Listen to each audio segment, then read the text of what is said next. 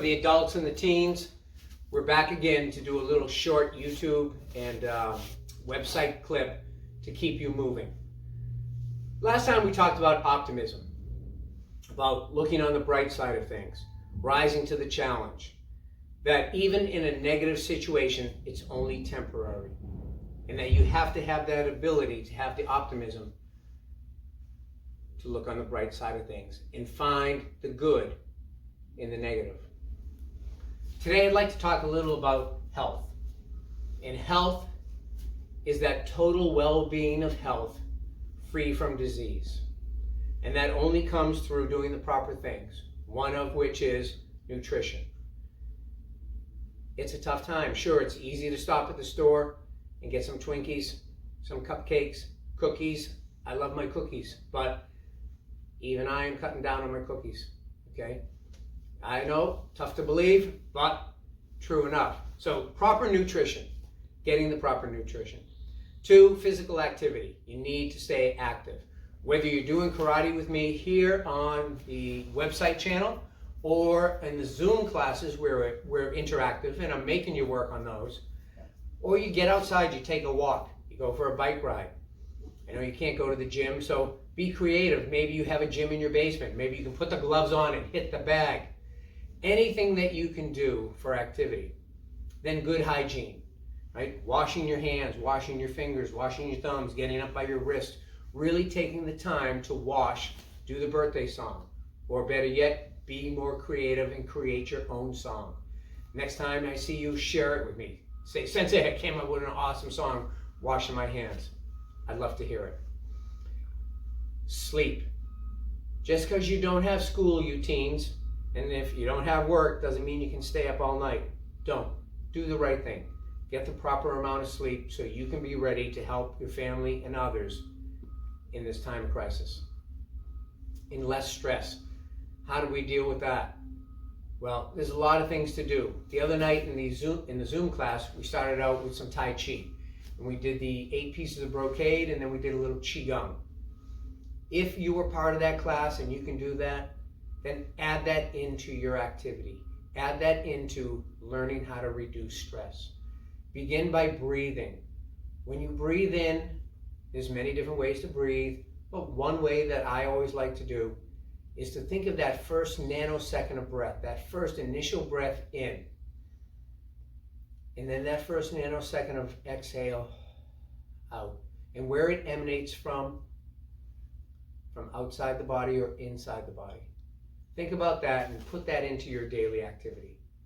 All right, so let's bow in. Show me ni taishi, show me ni, right? What's a guy need taish? What's a guy need, right? Sensei ni, right? All right, little delay there.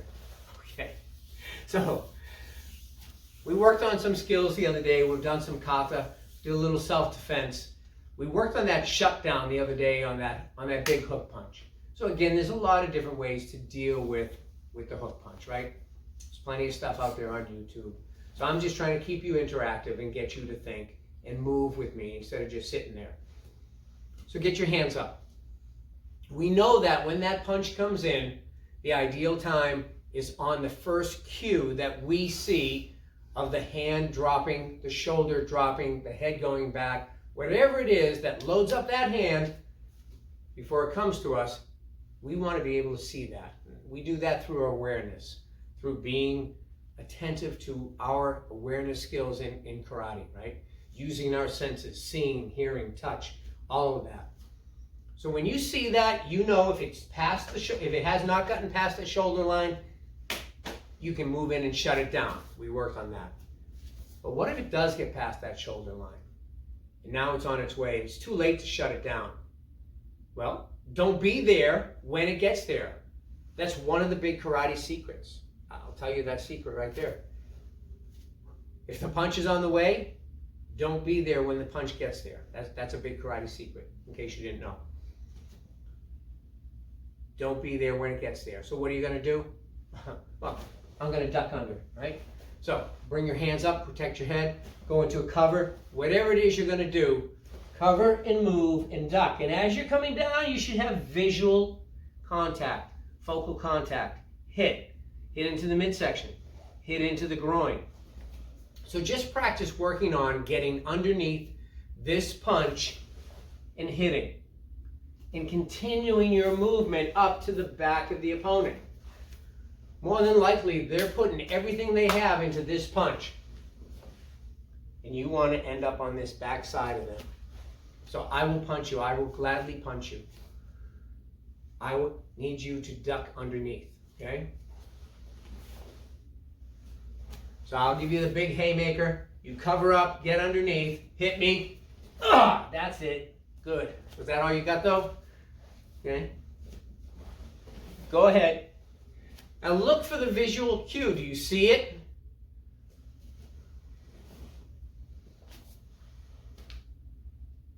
Did you see that little dip in the shoulder? Did you see the little dip in the head going back? Any of those visual cues you want to get underneath.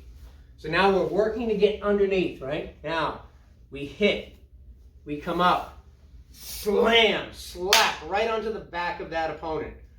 Grab the shoulders, okay? If the head is up, ear clap them and grab.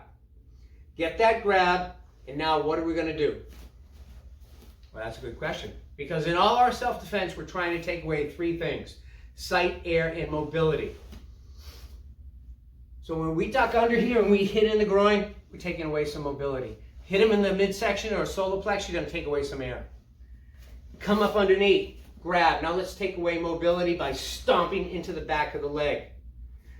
Drive their knee down into the ground. One option. Stomp into the leg, get them off balance, and pull them backwards. So you got a couple options. Here comes that punch. Look for the cue, the visual cue. Hit. Good. Grab. Drive that leg so that knee ends up on the ground. Chances are their foot is like that, live foot. They throw that haymaker, you duck. You hit to the groin, hit to the midsection. Kick into the leg, stomp that leg down. And now from here, if you had to, stomp that Achilles, snap. Okay? Take away their mobility. Your hands are up, my hands are up. You can always train from a position of disadvantage, train from a position of advantage, whichever you prefer. Look for the visual cue. What was it? Duck underneath. Come up. Slap the ears. Grab the back of the shoulders. Kick into the back of the knee. Stomp that Achilles. Ready? Boom. Hit. Drive. Drop. Stomp. You can practice at home. Sometimes you don't need a partner. Sometimes we're blessed and fortunate when we come down here to have a training partner every single time. What about the times you don't have that training partner? Do you just give up? Not do anything? I don't have my training partner? No, you know what you do? You get up, you get off the couch, you practice, and you put it into action. You take charge. Situations like this, we need to take charge, we need to step up. So train at home without a partner. Think of a virtual partner. Visualize, because that will help you. Use imagery. That will help you. It will help you in your self-defense, your karate. Think about that punch coming in, that big hook punch, and that you're not going to be there when the punch gets there, because you already know that secret. And you know how to shut it down.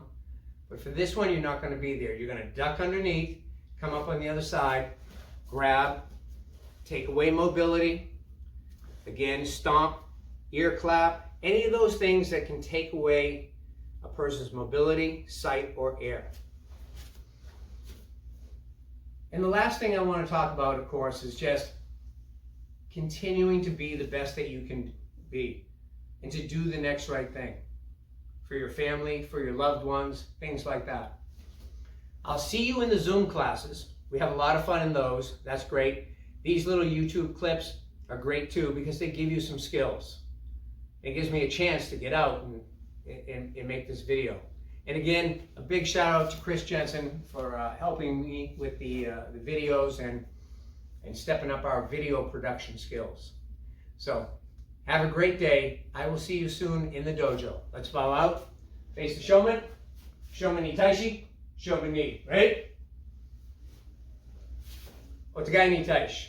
Otagai ni. Right? Sensei ni. Right? Domo arigato gozaimasu, sensei. Arigato gozaimashita. Have a great day. I'll see you soon. Be safe. Be well.